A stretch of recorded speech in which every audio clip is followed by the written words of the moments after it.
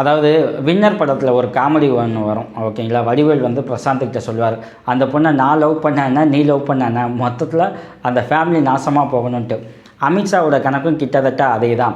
ராகுல் காந்தியோட செல்வாக்கை நான் காலி பண்ண என்ன, நீ காலி பண்ண என்ன, மொத்தத்தில் எனக்கு காங்கிரஸ் காலியாகணும் அப்படிங்கிற ஒரு சமிக்கையை தான் வந்து தாவேகா கிட்டையும் விஜய் கிட்டையும் அமித்ஷா சொல்லியிருக்கிறதா ஒரு தகவல்.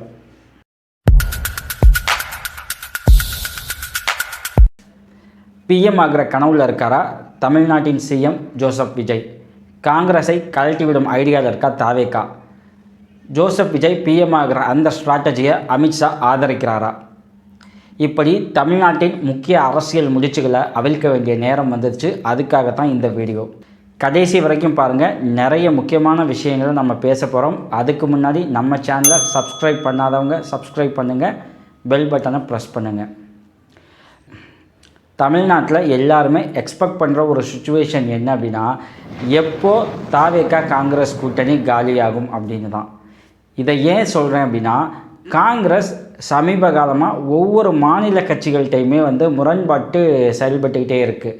நீங்கள் திமுக கூடயும் அதே பிரச்சனை தான், நீங்கள் பீகார் ஊபி எடுத்தீங்க அப்படின்னாலும் இதே ப்ராப்ளம் தான். ஸோ எங்கெல்லாம் மாநில கட்சிகள் ஸ்ட்ராங்காக இருக்கோ அங்கெல்லாம் காங்கிரஸ் வந்து ஒரு விதமான எதிர்ப்பு மனநிலையோடையே இருக்குது. ஸோ தாவேகா கிட்டையும் அந்த மாதிரியான சுச்சுவேஷனாக அந்த மாதிரியான ஒரு சமிக்கைகளை காங்கிரஸ் காட்டுதா அப்படிங்கிற ஒரு எண்ணம் உருவாகுது. இதை ஒட்டி தான் என்ன பண்ணுறாங்க அப்படின்னா, தாவேகா காங்கிரஸ் கூட்டணி எப்போ கவிழும் அப்படின்னு எல்லாருமே எதிர்பார்த்துக்கிட்டு இருக்காங்க. தமிழ்நாட்டு அரசியலில் தமிழ்நாட்டின் முதல்வர் சிஎம் விஜய், ராகுல் காந்தி, அமித்ஷா இப்படி ஒவ்வொருத்தருக்குமே ஒவ்வொரு கணக்கு இருக்குது. இது என்ன கணக்கு? தமிழ்நாடு அரசியல் எதை நோக்கி போக போகுது? தாவேகாவோட நிலைமை என்னவா மாறப்போகுது? இப்படி பல விஷயங்களை சுவாரஸ்யமாக பார்க்க போகிறோம். மிக முக்கியமான தகவல்களை இந்த வீடியோவில் நான் வந்து அந்த சீக்ரெட்டை ஓப்பன் பண்ண போகிறேன். ஸோ ஃபுல்லாக பாருங்கள். நாளைய பிரதமர் ஜோசப் விஜய். தாவேகா பொதுக்கூட்டத்தில் தாவேகா நிர்வாகி கேஷுவலாக பேச போன இந்த ஒரு வார்த்தை இன்றைக்கி மிகப்பெரிய விஸ்வரூபம் எடுத்திருக்கு. ஏன் அப்படின்னா, சட்டமன்றத்தில் பேசக்கூடிய அளவுக்கு இங்கே வந்திருக்கு. அமைச்சர் ஆதவ் அர்ஜுனா தான் அசம்பிளியில் இதை ஃபஸ்ட்டு பெருசாக பேச ஆரம்பித்தார். அதை ஒட்டி அமைச்சர்கள் செங்கோட்டையன், ஸ்ரீநாத், ஜெகதீஸ்வரி உள்ளிட்ட பல அமைச்சர்கள், தாவேக எம்எல்ஏக்கள் எல்லாருமே என்ன பேசிகிட்டு இருக்காங்க அப்படின்னா, இன்றைக்கி தமிழ்நாட்டின் சிஎம்மாக இருக்க விஜய் நாளைக்கு இந்தியாவோட பிஎம்மாக மாறக்கூடிய வாய்ப்பு இருக்குது, அது ஆகணும்னு விரும்புகிறோம் அப்படின்னு ஓப்பனாக பேச ஆரம்பிச்சிருக்காங்க. இது ஏன் மிகப்பெரிய பிரச்சனை அப்படின்னா, பிஎம் வேட்பாளர் பிஎம் கனவில் இருக்க ராகுல் காந்தி ஓகேங்களா, காங்கிரஸை கூட்டணியில் வச்சுக்கிட்டு விஜய் எப்படி முன்னிறுத்தி பேசுவது காங்கிரஸுக்கு ஒரு விதமான எரிச்சலை உண்டு பண்ண ஆரம்பிச்சிருச்சு.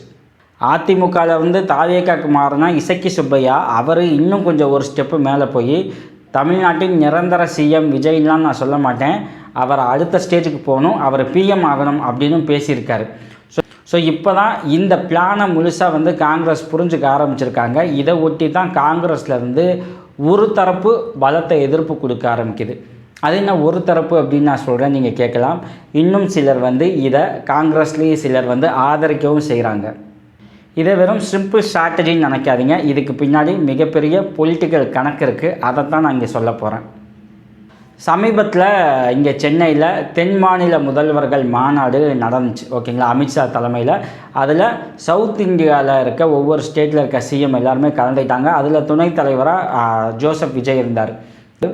ஸோ அமித்ஷா விஜய் அப்போ வந்து ஒரு சந்திப்பு நடந்துச்சு.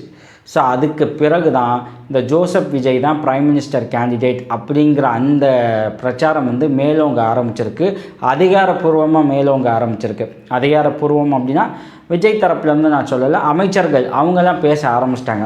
அதுக்கு முன்னாடி தொண்டர்கள், நிர்வாகிகள் சிலர் பேசிகிட்டு இருந்த ஒரு விஷயம், அமித்ஷா விஜய் சந்திப்புக்கு பிறகு அமைச்சர்கள் எல்லாருமே பேச ஆரம்பிச்சிருக்காங்க. ஸோ அப்போ அமித்ஷா என்ன சமிக்கை கொடுத்துருக்காரு அப்படிங்கிறது ஒரு முக்கியமான விஷயம். அந்த சந்திப்பில், அமித்ஷா விஜய் சந்திப்பில் என்ன பேசப்பட்டுச்சு அப்படின்னா, நீங்கள் பிரைம் மினிஸ்டர் கேண்டிடேட் அப்படின்னு சொல்லி நார்த் இந்தியாவில் வந்து உங்களை பற்றி ஒரு பிரச்சாரம் பெருசாக பரவிட்டு இருக்குது, நீங்கள் அதை கண்டினியூ பண்ணுங்கள்.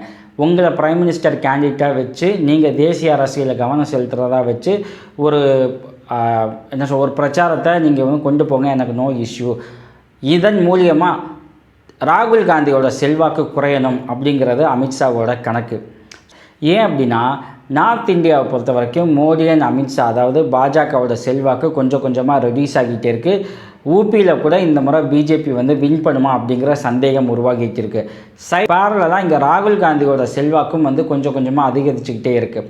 ஸோ இதை வந்து கவனித்த பாஜக அமித்ஷா மூலியமாக கொண்டு வந்த அந்த ஸ்கெட்ச் தான் ஜோசப் விஜயோட இமேஜை பூம் பண்ணுறது. ஸோ ஜோசப் விஜயோட இமேஜ் பூம் பண்ணும்போது அது ராகுல் காந்தியை ஓவர்டேக் பண்ணும். ஸோ ராகுல் காந்தியோட செல்வாக்கு சவுத் இந்தியாவில் அடிவாங்கும் அப்படிங்கிற ஒரு கணக்கை வந்து அமித்ஷா எடுத்திருக்கார். ஸோ இதன் மூலியமாக காங்கிரஸ் அல்லது காங்கிரஸ் கூட்டணிக்கு போக வேண்டிய வாக்குகள் வந்து ரெடியூஸ் ஆகும் அப்படிங்கிற ஒரு கணக்கும் இருக்குது. அதுக்கு தாவேகா தரப்பில் நாங்கள் 108 சீட்டு தான் இருக்குது, அவங்க தான் வந்து எங்களுக்கு ஃபஸ்ட்டு வந்து சப்போர்ட் பண்ணியிருக்காங்க. ஸோ இப்போ அவங்களுக்கு எதிராக நாங்கள் பண்ணோம் அப்படின்னா ஆட்சியை டிஸ்மிஸ் ஆகக்கூட வாய்ப்பு இருக்குல்ல அப்படின்ட்டு தாவேகா தரப்பில் ஒரு வாதம் வைக்கப்பட்டதுக்கு அமித்ஷா என்ன சொல்லியிருக்கார் அப்படின்னா, காங்கிரஸ் வெளில போச்சு அப்படின்னா உங்களுக்கு சப்போர்ட் ஆட்டோமேட்டிக்காக வரும்.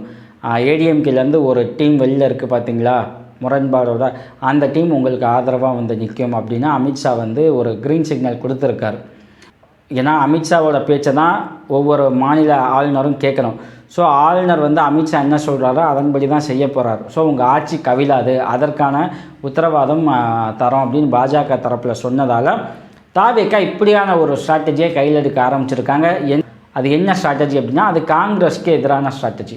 இந்த வகையில் குறைந்தபட்சம் தாவேகா தலைவர் விஜய் வந்து தென்னிந்தியாவில் மிகப்பெரிய தலைவராக கொண்டு போகணும் அப்படிங்கிற ஒரு வியூகம் வகுக்க ஆரம்பித்து கேரளா, கர்நாடகா, ஆந்திரா, தெலுங்கானான்னு எல்லா பக்கமும் வந்து விஜயோட செல்வாக்கை உயர்த்தும் நடவடிக்கைகளில் இறங்கியிருக்கு தாவேகா. கேரளாவில் ஏற்கனவே விஜய்க்கு வந்து மிகப்பெரிய ஃபேன் பேஸ் இருக்குது தமிழ்நாட்டுக்கு அடுத்து. ஆந்திராலையும் அந்தளவுக்கு ஒரு செல்வாக்கு இருக்குது. இதையெல்லாம் வச்சு விஜயோட செல்வாக்கை உயர்த்தலாம். கர்நாடகாவில் மட்டும் கொஞ்சம் டவுட்டாக இருக்குது. ஏன் அப்படின்னா கர்நாடகா இப்போது வந்து மொழி உரிமை, தமிழ்நாட்டுக்கு அடுத்த ஸ்டேஜில் மொழி உரிமை பேசக்கூடிய ஒரு மிகப்பெரிய மாநிலமாக உருவாகி இருக்குது. ஸோ கர்நாடகாவில் ரெண்டாவது கர்நாடகா அந்த தமிழ்நாட்டுக்கு மேகதாது அந்த டேம் இஷ்யூ வேறு இருக்குது. ஸோ அங்கே வந்து விஜயோட செல்வாக்கை எப்படி உயர்த்த முடியும் அப்படிங்கிற ஒரு கவலை இருக்குது. பட் அது அவசியமும் கிடையாது. ஏன்னா கர்நாடகா பொறுத்த வரைக்கும் பாஜகவே அங்கே ஸ்ட்ராங்காக இருக்குது.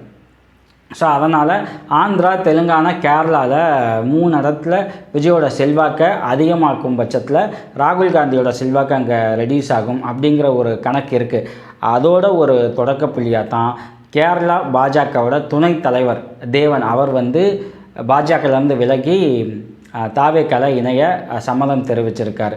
ஸோ இதுவுமே வந்து அமித்ஷாவோட சிக்னலுக்கு அப்புறம் தான் இது நடக்குது, அமித்ஷாவோட சம்மதத்தோடு தான் இது நடக்குது அப்படிங்கிற ஒரு பேச்சும் இருக்குது. ஏன் அப்படின்னா இப்போ இவர் தேவன் இருக்கார் பார்த்தீங்களா, கேரளா தாவேகால மிக முக்கிய பொறுப்புக்கு வந்துட்டார், அல்லது கேரளா தலைவர் பொறுப்புக்கு கூட வந்துட்டார் அப்படின்னா அவர் மூலியமாக கேரளாவை சேர்ந்த நடிகர் நடிகைகளை இங்கே தாவேகா பக்கம் கொண்டு வந்து அங்கே வந்து தாவேகா கட்சியை மிக பெருசாக வளர்க்கக்கூடிய வாய்ப்பு இருக்குது. ஏன்னா கேரளாவை பொறுத்த வரைக்கும் காங்கிரஸும் மார்க்சிஸ்ட் கம்யூனிஸ்ட் 2 கட்சிகள் தான் இருக்குது. இப்போது தாவேகா அங்கே வளரும் பட்சத்தில் காங்கிரஸோட செல்வாக்கு ரெடியூஸ் ஆகும். ஸோ அதன் மூலியமாக பாஜக வந்து தங்களோட கேமை ப்ளே பண்ணலாம் அப்படிங்கிற ஒரு ஐடியா அமித்ஷாக்கு இருக்குது. அதாவது வின்னர் படத்தில் ஒரு காமெடி ஒன்று வரும் ஓகேங்களா, வடிவேல் வந்து பிரசாந்த்கிட்ட சொல்லுவார், அந்த பொண்ணை நான் லவ் பண்ணேன்னா நீ லவ் பண்ணேன்னா மொத்தத்தில் அந்த ஃபேமிலி நாசமாக போகணுன்ட்டு. அமித்ஷாவோட கணக்கும் கிட்டத்தட்ட அதே தான். ராகுல் காந்தியோட செல்வாக்கை நான் காலி பண்ண என்ன, நீ காலி பண்ண என்ன, மொத்தத்தில் எனக்கு காங்கிரஸ் காலியாகணும் அப்படிங்கிற ஒரு சமிக்கையை தான் வந்து தாவேகா கிட்டையும் விஜய்கிட்டையும் அமித்ஷா சொல்லியிருக்கிறதா ஒரு தகவல். இதுக்கு நடுவில் விஜயோட திட்டம் என்ன அப்படிங்கிறது ரொம்ப முக்கியமான விஷயமா இருக்குது. அதைத்தான் இப்போ பார்க்க போகிறோம். ஓகே, தாவேகா தலைவர் விஜய்கிட்ட வந்து சில சமிக்கைகள் கொடுத்துருக்காங்க. என்ன அப்படின்னா, நாம் தேசிய அரசியலில் கவனம் செலுத்த ஆரம்பிக்கிறோம். ஸோ தமிழக வெற்றி கழகம் அப்படின்னு இருந்தால் அது ஒரு ஸ்டேட் பார்ட்டியாக தான் இருக்கும். நம்ம கட்சியை சீக்கிரம் வந்து ஒரு தேசிய கட்சியாக மாற்றணும். அப்போது தேசிய வெற்றி கழகம் அப்படின்னு மாற்றலாமா அப்படிங்கிற ஒரு சஜஷனும் ஜோசப் விஜய் ஓகேங்களா அவர்கிட்ட வந்து சொல்லப்பட்டிருக்கு. அதை வந்து ரொம்ப சீரியஸாக அவர் வந்து திங்க் பண்ணிட்டு இருக்காராம், அந்த ஸ்டெப்பு போகலாமா வேணாமா அப்படின்ட்டு. ரெண்டாவது, ஏற்கனவே அப்படி ஒரு ஸ்டெப்பு எடுத்து மிகப்பெரிய அடி வாங்கின ஒரு சம்பவம் வரலாறு இருக்குது. அதுவும் வந்து விஜய் வந்து தீவிரமாக கவனிக்கிறார். அது என்ன சம்பவம் அப்படின்னா, ஆந்திராவிலேருந்து தெலுங்கானா மாநிலம் வந்து தனியாக பிரித்து கொண்டு வந்தார் பார்த்தீங்களா சந்திரசேகர் ராவ். அவர் வந்து தன்னோட கட்சிக்கு தெலுங்கானா ராஷ்ட்ரிய சமிதி அப்படிங்கிற பேர் வச்சு 2 டைம்ஸ் கண்டினியூஸாக மிகப்பெரிய வந்து வெற்றி பெற்றார். 3rd டைம் என்ன பண்ணார், அவர் தேசிய அரசியலில் கவனம் செலுத்தலாம் அப்படின்ட்டு தெலுங்கானா ராஷ்ட்ரிய சமிதி அப்படிங்கிற பேரை பாரத் ராஷ்ட்ரிய சமிதி அப்படின்னு மாற்றிட்டார். ஓகேங்களா. இந்த புள்ளியில் என்னாச்சு அப்படின்னா மாநில அரசியலில் மாநில உரிமைகள்லேருந்து சந்திரசேகர ராவ் விலகிட்டார் அப்படிங்கிற ஒரு எண்ணத்தில் மக்கள் வந்து அவருக்கு மிகப்பெரிய தோல்வியை பரிசாக கொடுத்தாங்க. ஸோ அப்படியான ஒரு ஸ்டேஜுக்கு தாவேகா போயிடுமா அப்படிங்கிற ஒரு எண்ணத்தையும் அந்த கருத்தையும் வந்து விஜய் வந்து தீவிரமாக கண்காணிக்கிறார். நம்ம கட்சியோட பேரை மாற்றுறது நமக்கு பேக்ஃபயர் ஆகிடக்கூடாது. ஸோ இதுக்கு என்ன மாதிரியான காய்கள் நகர்த்தலாம் அப்படிங்கிற ஒரு சிந்தனையும் விஜய்கிட்ட இருக்குது. அதுக்கும் அவர் தீவிரமாக யோசிச்சுக்கிட்டு இருக்கார். காங்கிரஸ்லேயே நான் ஸ்டார்டிங்லேயே சொன்னேன் பார்த்தீங்களா, காங்கிரஸில் ஒரு தரப்பு காங்கிரஸ் தலைவர் மாணிக்கம் தாகூர் என்ன சொன்னார் அப்படின்னா, இன்னும் தாவேகாவினர் ரசிக மனப்பான்மையிலே இருக்காங்க, அவங்களுக்கு அரசியல் புரியலை அப்படின்ட்டார். ஏன் அவர் சிஎம் ஆகும்போது அவருக்கு நீங்கள் சப்போர்ட் பண்ணும்போது தாவேகா ரசிக மனப்பான்மையில் இருக்காங்கன்னு தெரியாதா? பிஎம் ஆகணுன்ற அந்த எண்ணம் வரும்போது உங்களுக்கு இப்படி தெரியுதா அப்படிங்கிற ஒரு கேள்வியும் இருக்குது. ஆனால் காங்கிரஸில் இன்னொரு பகுதி பேர் என்ன நினைக்கிறாங்க, ராகுல் காந்தி என்னைக்கு பிரைம் மினிஸ்டர் ஆகி நம்ம என்னைக்கு யூனியன் மினிஸ்டர் ஆக முடியும், ஸோ நம்ம விஜய்க்கு சப்போர்ட் பண்ணோம் அப்படின்னா அதன் மூலியமாக நம்ம யூனியன் மினிஸ்டர் ஆகலாம் அப்படிங்கிற எண்ணம் தமிழ்நாட்டில் உள்ள காங்கிரஸார் பலருக்கு இருக்குது. அதனால் அவங்க விஜயோட செல்வாக்கை அதிகரிக்க சம்மதம் தெரிவிச்சிருக்காங்க அப்படிங்கிற ஒரு தகவல் இருக்குது. இப்போ யோசிச்சு பாருங்கள், தாவேக்காவோட கூட்டணி கட்சியான காங்கிரஸ்லேருந்தே விஜயை பிரைம் மினிஸ்டர் கேண்டிடேட்டாக கொண்டு போக ஒரு குரல் வந்திருக்கு அப்படின்னா அப்போ விஜயோட செல்வாக்கு அடுத்த ஸ்டேஜுக்கு போய்கிட்டு இருக்குது அப்படிங்கிறத நம்ம புரிஞ்சுக்கணும். இந்த வீடியோவை பார்த்த நீங்கள் என்ன நினைக்கிறீங்க? ஜோசப் விஜய் பிரைம் மினிஸ்டர் ஆக வாய்ப்பு இருக்கா? அவர் அதுக்கான முயற்சிகளை எடுப்பாரா? இல்லை இது வந்து ஜோசப் விஜயை முன்னாடி நிப்பாட்டி காங்கிரஸை காலி பண்ணுற வேலையை மட்டும்தான் பாஜக செய்யும், விஜயை ஒரு ஸ்டேஜுக்கு மேலே வளர விடாது, அமித்ஷா அதை அலோவ் பண்ண மாட்டாருன்னு நினைக்கிறீங்களா? நீங்கள் என்ன நினைக்கிறீங்க அப்படிங்கிறத கமெண்ட் செக்ஷனில் சொல்லுங்கள். மீண்டும் வேறொரு வீடியோவில் சந்திப்போம். தேங்க்யூ.